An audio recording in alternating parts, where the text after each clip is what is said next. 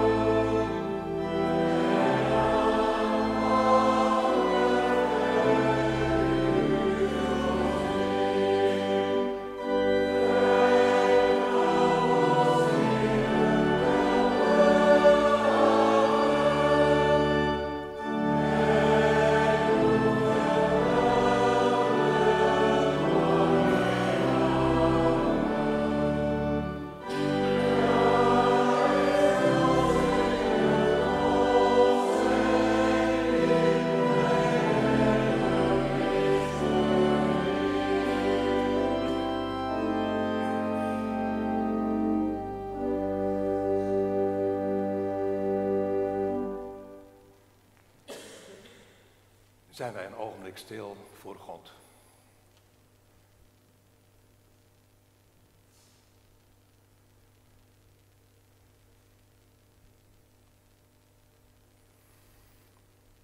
Wij verwachten onze hulp van de Heer die de hemel en de aarde gemaakt heeft.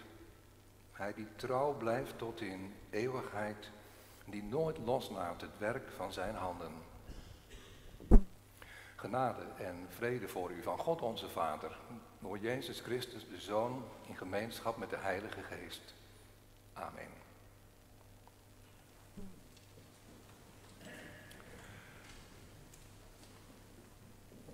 Wij zingen lied 289, Heer, het licht van uw liefde schittert. Amen.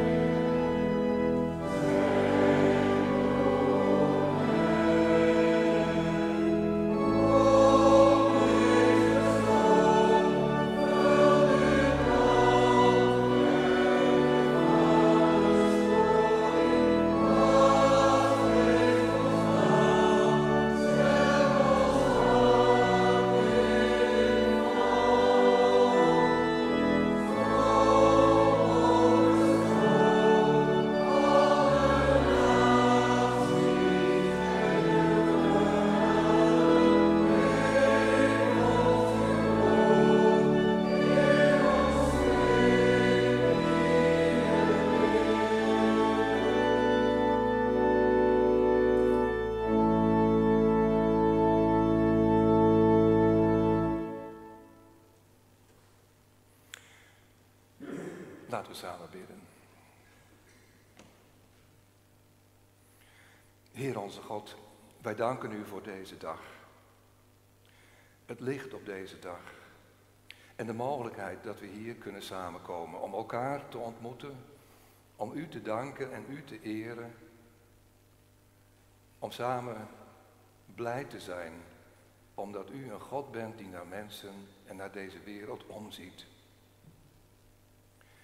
Ja, zo zijn we hier naar de kerk gekomen, Heer, om u te ontmoeten, bij u te schuilen. Gekomen vanuit een wereld vol lijden, een wereld van verdriet, waar wij vaak geen antwoord op hebben, geen raad mee weten. Dagen die overschaduwd worden als moeite en lasten mensen neerdrukken. Als wij Jezus mogen kennen en willen volgen, maar soms merken dat we het niet kunnen, dat we het soms moeilijk vinden om te blijven volgen als de weg smal wordt. Heer, wij bidden u, geef ons ook dan het licht van uw liefde, van uw genade. En daardoor de kracht om op te staan, om niet te berusten in lauwheid. Breng ons en houd ons dicht bij u en uw liefde. En doe ons de macht van uw liefde ervaren. Zo bidden wij om Jezus wil, onze gekruisigde en opgestane Heer. Amen. Laten we zingen, lied 305. Alle eer en alle glorie.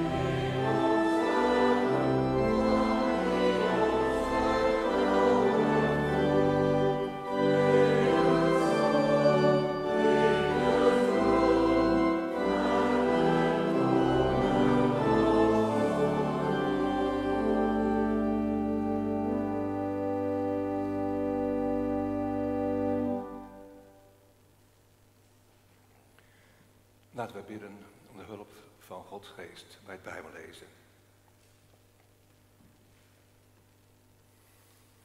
Trouwe God, wij bidden u om de nabijheid van de Heilige Geest. Hier vanmorgen zijn we in de kerk, maar we denken ook aan de mensen die met ons verbonden zijn thuis.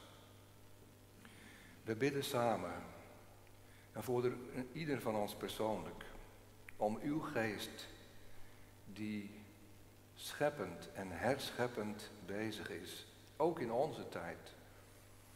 Om mensen erbij te bepalen wat wij in Jezus Christus van u ontvangen hebben. Uw geest die ons verstand verlicht om uw woord te verstaan. Uw geest die mensen leidt in de waarheid. Heer God, laten wij er niet omheen draaien. Laten we ervoor openstaan. En help ons daarbij. Zo bidden we. In verbondenheid met uw wereldwijde kerk. Wees daar aanwezig, Heer, overal waar op deze dag uw gemeente samenkomt. Om Jezus wil. Amen. Er zijn 2 Bijbellezingen vanmorgen. Die zullen worden verzorgd door de lector.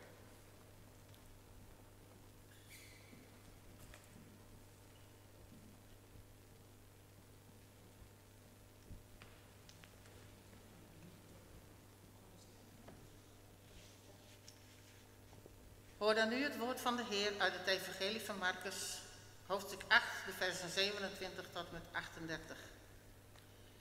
Jezus vertrok met zijn leerlingen naar de dorpen in de buurt van Caesarea Philippi. Onderweg vroeg hij aan zijn leerlingen: wie zeggen de mensen dat ik ben? Ze antwoordden: Johannes de Doper. En anderen zeggen Elia. En weer anderen zeggen dat u een van de profeten bent.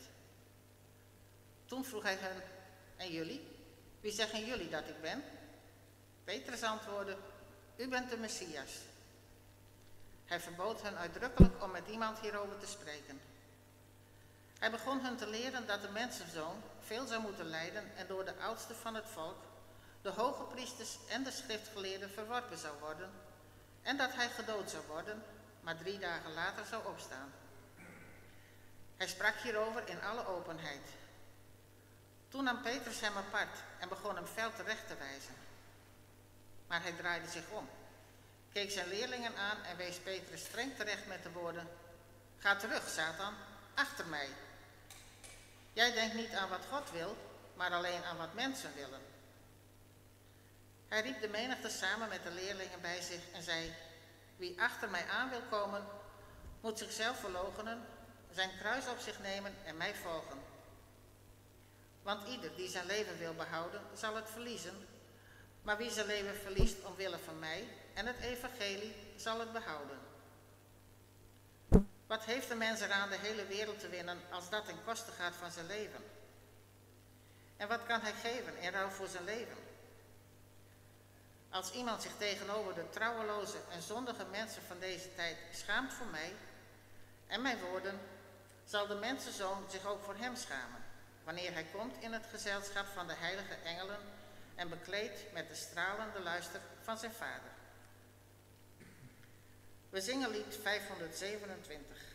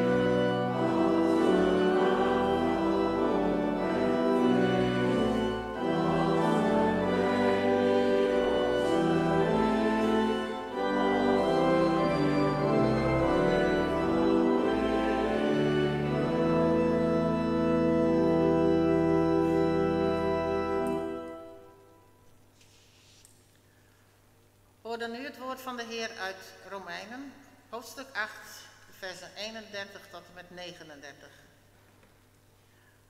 Wat moeten wij hier verder over zeggen? Als God voor ons is, wie kan dan tegen ons zijn? Zou Hij, die zijn eigen zoon niet heeft gespaard, maar Hem omwille van ons allen heeft prijsgegeven, ons dan met Hem ook niet alles schenken? Wie zal Gods uitverkorenen aanklagen? God zelf spreekt hen vrij. Wie zou hen veroordelen?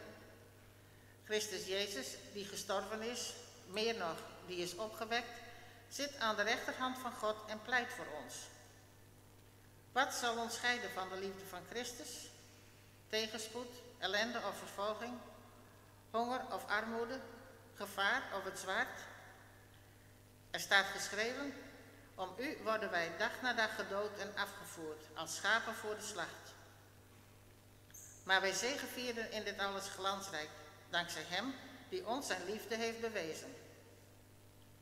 Ik ben ervan overtuigd dat dood nog leven, engelen nog machten nog krachten, heden nog toekomst, hoogte nog diepte, of wat er ook maar in de schepping is, ons zal kunnen scheiden van de liefde van God, die Hij ons bewezen heeft in Christus Jezus, onze Heer. We zongen lied 412.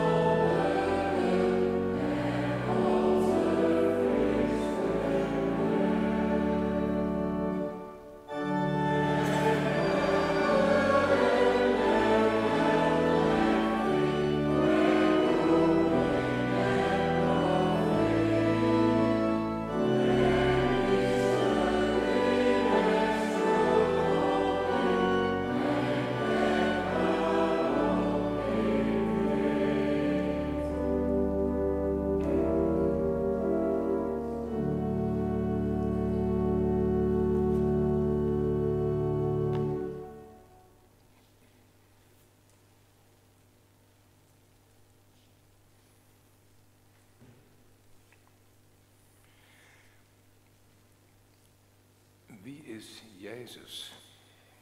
Wat zeg jij? Wat zeggen de mensen? Gemeente van onze Heer Jezus Christus. Velen van ons hebben ooit belijdenis van het geloof gedaan. Ik denk dat ik dat ook hier wel kan zeggen. Ooit is er een moment geweest dat je in de kerk belijdenis van het geloof deed. En dan is het denk ik ook niet zo vreemd dat je je aansluit bij wat Petrus zegt in dit eerste Bijbelgedeelte dat we gehoord hebben. U bent de Messias, de Christus. Dat zou ik ook kunnen zeggen en ik denk dat kunt u ook zeggen. Dat we in Jezus de Messias van God ontvangen hebben. En we zijn blij met een kerk in het dorp waar over Jezus wordt gesproken. Waar je voor hem kunt zingen. Waar je mensen ontmoet die zeggen, ik weet het ook, dat we Jezus nodig hebben. Want hij is voor mij ook belangrijk. Hij is de eerste en de laatste. Hij geeft mij houvast en inspiratie. Ja, en dan zing je zoals we het zojuist gedaan hebben. O Jezus, hoe vertrouwd en goed klinkt mij uw naam in het oor. Een naam die ons doet geloven. Een naam die ons reddend voorgaat. Zo zijn wij hier op deze plek ook. Gemeente van Jezus Christus. En ik besef heel goed, dat is niet voor iedereen zo duidelijk. Zo leeft het niet altijd onder kerkleden. En in de samenleving, ja, hoe wordt er in de samenleving naar de kerk gekeken? Het is al wat jaren terug dat er een project was van de protestantse kerk in Amsterdam. En men was begonnen met contact te zoeken met de twintigers in de stad. Jonge Amsterdammers in de leeftijd van 20 jaar. En hun werd gevraagd wat zij vonden van het christendom en van de kerk. Nou, u raadt het misschien al wel, die jongeren die konden niet zoveel met de kerk. Maar Jezus, dat lag anders. Jezus vonden ze, om zo te zeggen, oké. En een van de jongeren die kwam met een geweldig idee. De kerk zou iets met Jezus moeten gaan doen. Dan kan het misschien nog iets gaan worden. Nou, zomaar een advies.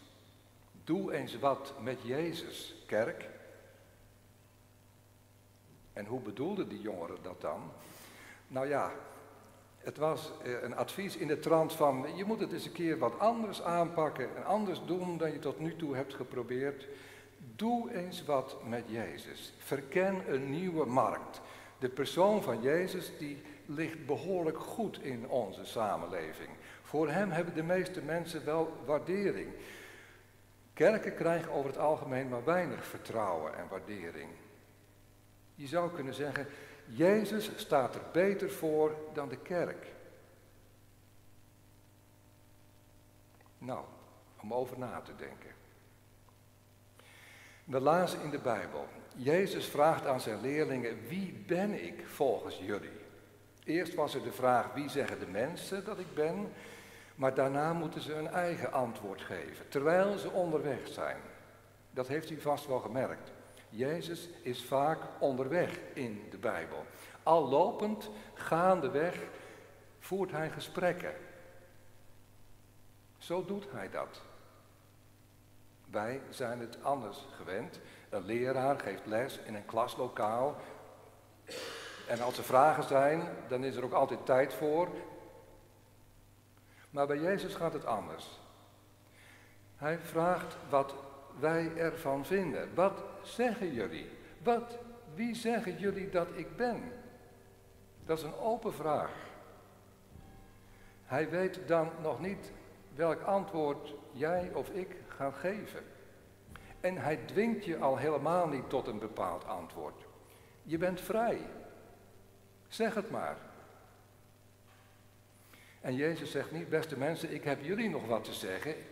Moet je nou eens even goed luisteren. Je moet het goed weten, ik ben de Messias. Dat zegt hij niet.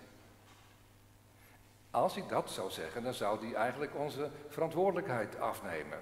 Nee, jij en ik, wij moeten zelf weten wat wij in hem zien.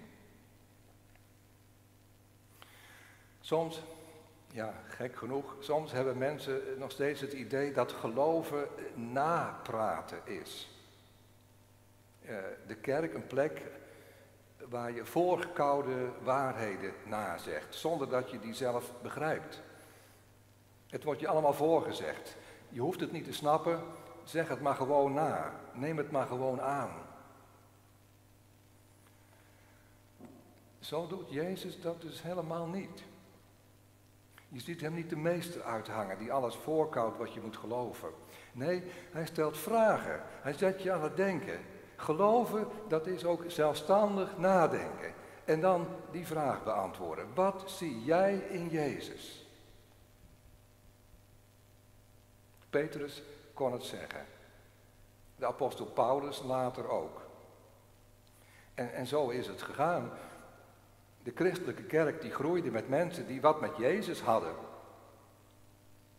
Omdat hij hen inspireerde. Zijn leven, zijn dood, zijn opstanding. Ja, wij hebben het mooi in de geloofsbelijdenis gekregen. Wat wij van Jezus mogen geloven. En ik hoop dat u daar ook nog steeds blij mee bent. Dat wat er over Jezus wordt verteld, dat dat voor u ook een houvast is en een bron van vreugde, van inspiratie. En misschien was dat al heel vroeg in je leven gekomen. Ik heb ook wel mensen horen zeggen, ja, nou moet je eens goed luisteren. Ik ben christen, ja, ik ben christen, maar stel nou dat ik in Saoedi-Arabië was geboren, ja, dan was ik natuurlijk gewoon moslim. Zo gaat het toch? Dat heeft iets van, ja, waar je mee omgaat, daar word je mee besmet. Maar of je dan een blije volgeling van Jezus kunt zijn, dat is zeer de vraag. Petrus, om zo te zeggen, heeft Jezus ontdekt. En ook bij de andere leerlingen zijn de ogen open gegaan. En ik hoop dat wij vandaag ook wat in Jezus zien. En dat we er bewust voor kiezen om hem te volgen. En als dat nu niet zo is, als je veel vragen hebt, dan hoop ik dat je toch blijft luisteren naar wat de Heer zelf zegt. Want dan horen we waar het in het geloof echt om gaat. U bent de Messias, zei Petrus. U bent de Christus, degene die alles anders gaat maken. Dat is echt een belangrijke uitspraak, een ontdekking. Alleen het gekke dan in dit Bijbelgedeelte, dat is dat Jezus hem verbiedt om daarover met anderen te spreken. De tijd is nog niet rijp om daar nu al over te gaan vertellen. Vreemd. Je zou denken, Jezus liet merken dat hij blij was met het antwoord van Petrus. Dat lezen we niet. Wel dat hij hen begon te leren. Dus gaandeweg, terwijl ze onderweg zijn, ontvangen de leerlingen les. Die uitspraak van Petrus, dat is niet een eindpunt, maar veel meer een vertrekpunt om verder te gaan. Hij begon hun te leren, staat er. Stapje voor stapje, steeds verder. Dat hoort ook bij geloof. Dat je steeds een stapje verder mag komen. Jezus begon hen te leren. En dan spreekt hij erover wat er met hem gaat gebeuren. Als hij in zijn liefde voor mensen zichzelf geeft, dan zal dat lijden voor hem betekenen. En daar spreekt hij over. Zijn lijden, dat gaat komen. Maar ook wat de leerlingen gaat overkomen. Wie mijn volgeling wil zijn, die moet zichzelf verloochenen. Die moet zijn kruis op zich nemen en zo achter mij aankomen. Nou ja, daar wil ik ook even bij stilstaan, bij die woorden. Jezelf verloochenen. Dat kun je ook helemaal verkeerd uitleggen. Er zijn mensen die zichzelf altijd minderwaardig achten in vergelijking met anderen. Mensen die zichzelf altijd een beetje minachten. Misschien komt dat door opvoeding of door wat anderen hebben gezegd. We weten het, mensen kunnen elkaar soms heel diep vernederen. En mensen kunnen daar ook heel erg gewond door raken, beschadigd worden. En helemaal in hun schuld wegkruipen. Het zou fout zijn om te denken dat dat met zelfverloochening wordt bedoeld. Nee, die afgedwongen zelfvernedering bedoelt Jezus natuurlijk niet. En bedoelt hij nooit. Hoe zou die ooit kunnen? Jezus, onze Heer, die ons lief heeft, die zich voor ons laat kruisigen. Zoveel zijn wij hem waard. Hij geeft zijn leven voor ons. Je mag weten een kind van God te zijn. Maar het gaat erom dat je dat blijft zeggen. dat Jezus de Heer is, de Christus. Dat je zegt, hij is ook mijn Heer, mijn heiland. Hij heeft het voor het zeggen in mijn leven. Hij alleen, niemand anders. Dat je dat gaat zeggen en dat je dat blijft zeggen. Ook als het anders gaat dan je zelf zou willen in je leven. Ook als je misschien te maken krijgt met onverhoorde gebeden. Daar kun je soms bitter van worden. Verontwaardigd of een beetje boos. Maar weet je, jezelf verloochenen, dat is dat je uiteindelijk toch iets kunt zeggen als: Heer, niet mijn wil, maar laat uw wil gebeuren. Als je dat kunt, dat is geen kleinigheid. Dat zeg je niet zomaar even. Dan kun je soms echt niet die woorden over je lippen krijgen, als het er echt op aankomt. Heer, laat niet mijn wil, maar laat uw wil gebeuren. Misschien heb je dat wel eens meegemaakt. Dat kan een hele strijd zijn. Jezelf verloochenen. Dat is, jouw zelfvertrouwen wordt Gods vertrouwen. En daartussen ligt een moment van loslaten. Het overgeven. Het in Gods handen leggen. En dan wordt het zelfs mogelijk dat je een kruis op je neemt.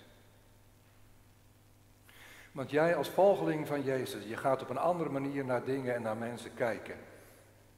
En dan wordt het je soms heel duidelijk dat er dingen zijn die je moet laten liggen. Om verder te komen in je geloof, moet je dingen laten liggen. Om Jezus te blijven volgen kun je een heleboel ballast overboord gooien.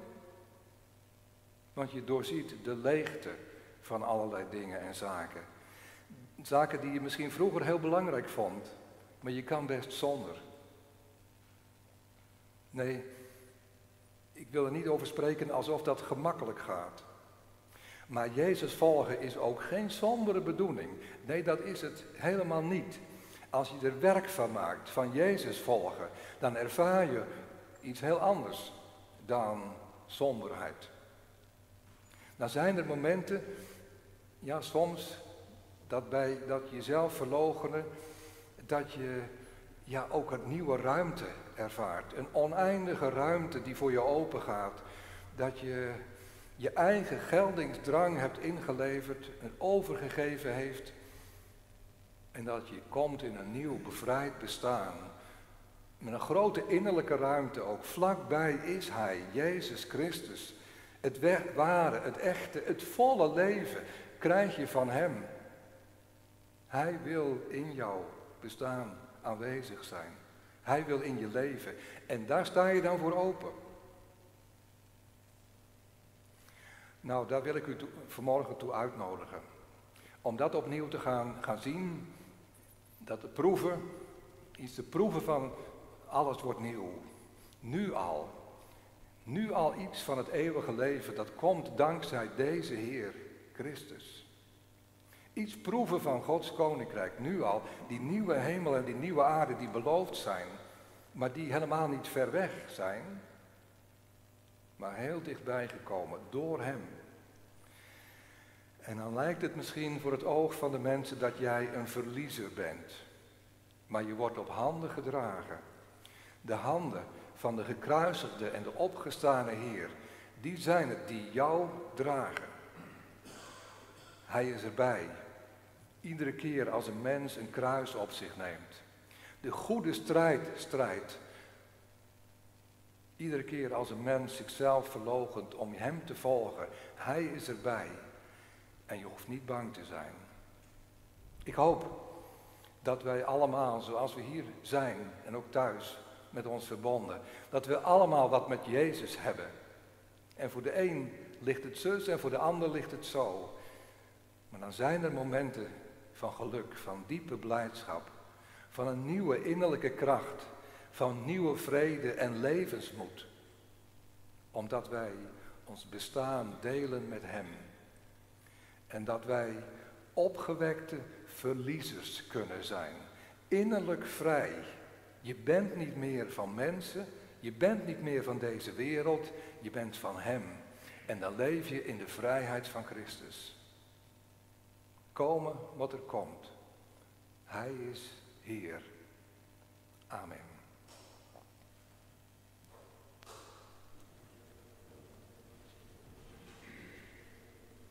zingen we lied 835.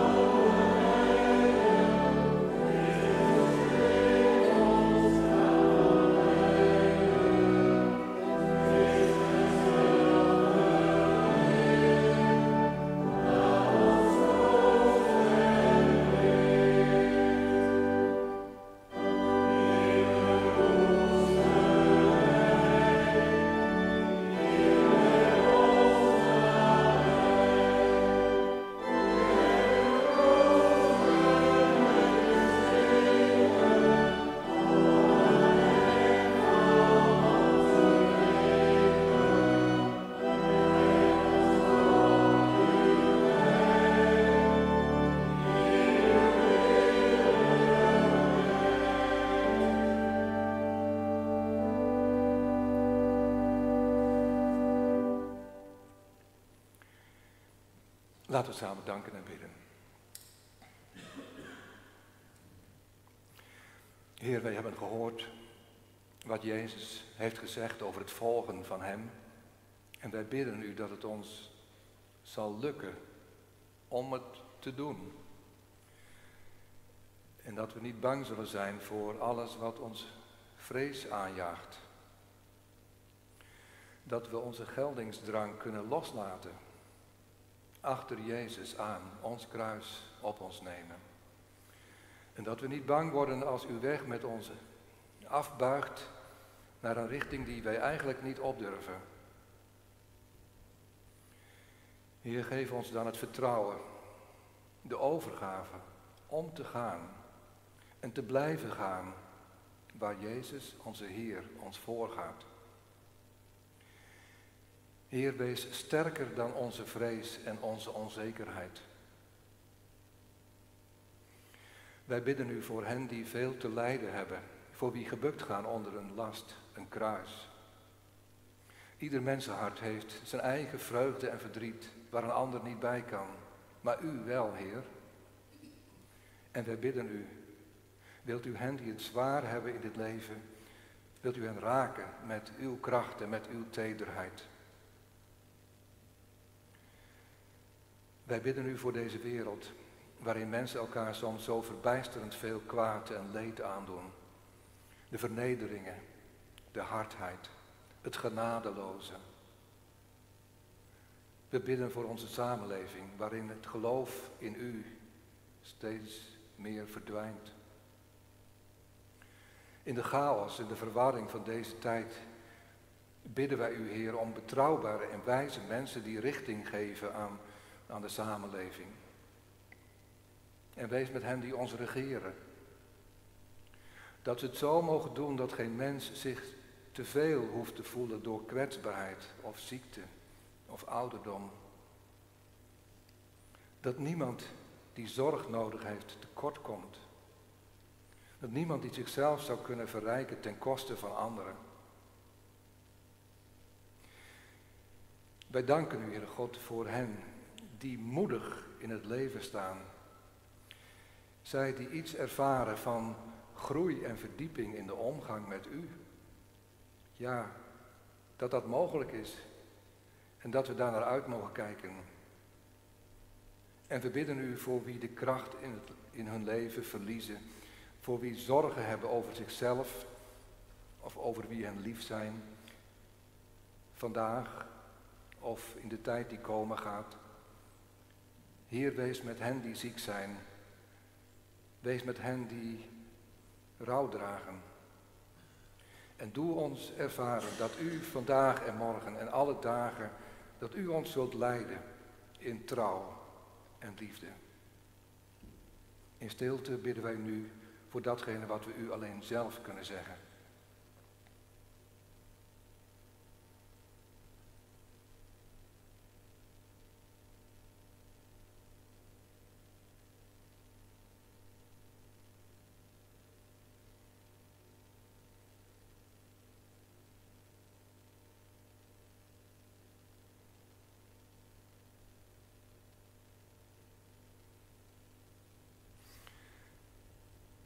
En samen bidden wij het gebed dat Jezus ons leerde.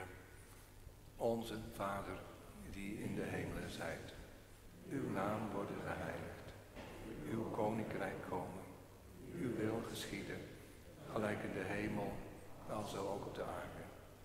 Geef ons heden ons dagelijks brood. En vergeef ons onze schulden. Gelijk ook wij vergeven onze schuldenaren. En leid ons niet in verzoeking. Maar verlos ons van de boze, want van u is het koninkrijk en de kracht en de heerlijkheid tot in eeuwigheid. Amen. Er is nu gelegenheid om onze gaven te geven, de collecte van harte aanbevolen. We zingen daarna lied 423.